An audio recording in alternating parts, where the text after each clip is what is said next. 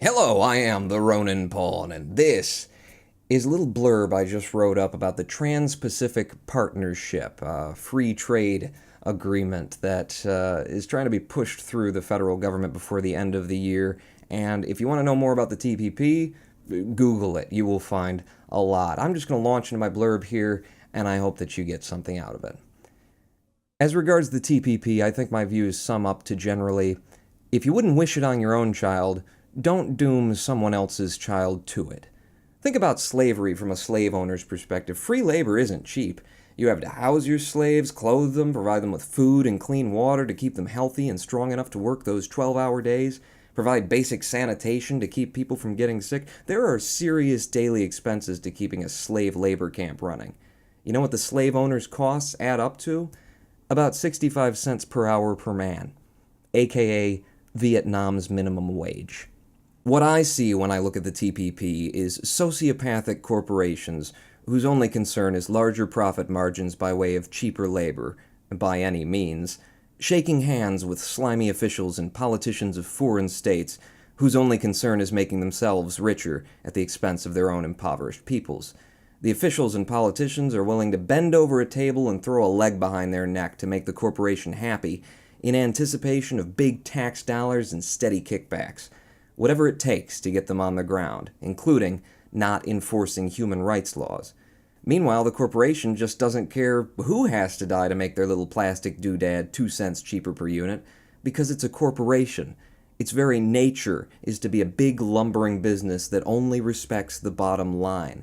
There's no soul or heart to it, nor is any one man truly ever steering the ship. You can't blame the corporation for being a sociopath, but you'd be an idiot not to lock and bolt your own door at night if you've got one living in your neighborhood. And that's what I'm talking about, locking and bolting the door, recognizing the danger and being responsible about it. If no one restrains the corporation, it'll grind human beings alive in its gears without even noticing that it's doing it.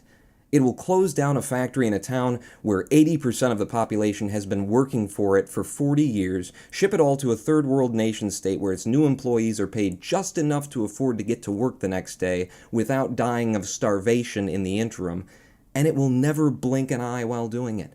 Because, on paper, it's just a smart move. Tariffs are there to level the playing field. Not to outright prevent business from going overshore, but to provide a check and balance for when they do. If there's no penalty imposed for purchasing an island, capturing human beings, and enslaving them to make tennis shoes for the overprivileged, then Nike will do it.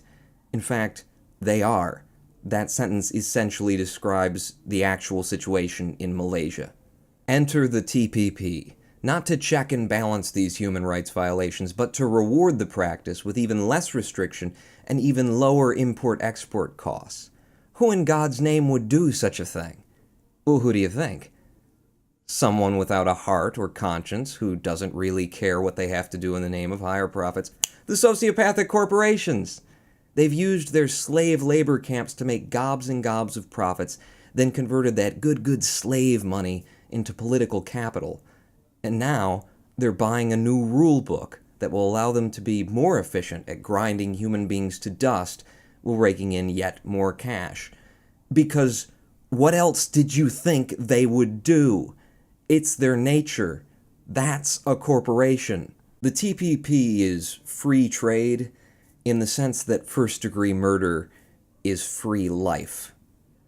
If you choose not to regulate, not to tariff, but to let these corporations do business any way they want to, while flying your country's flag overhead, well, expect a very angry foreign population to come knocking on your door about 10 years from now, just after they've burned the factories to the ground and overthrown their corrupt governments.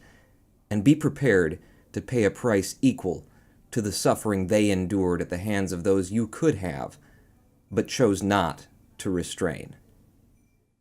Pawn out.